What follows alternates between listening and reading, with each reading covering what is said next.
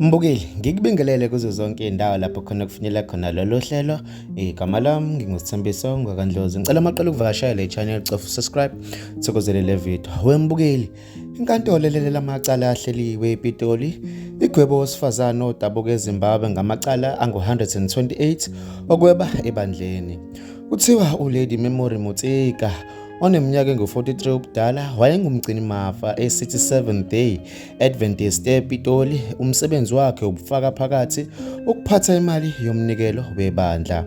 Kusuka ngo-2012 kuya ku-2015 lo mgcini mafa wathatha imali elinganiselwa ku-800,000 wamarandi yomnikelo wayifaka ku-akhawunti yakhe ayisebenzisela izidingo zakhe.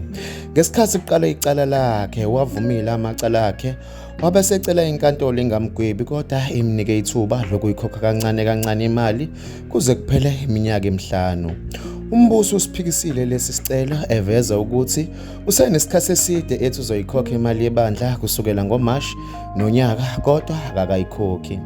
Inkantolo yemsole ngokungabi nawo unembeza nozwelo ebese mgwebe iminyaka emithathu ebhadlejele. Mbukeli, bekuyilezi bengikuphathele zona kuleli hora. Ngicela ubeke uvo lakho ku-comment section melana nalolu daba. Ngizokubona kwenye video elandelayo. Usale kahle.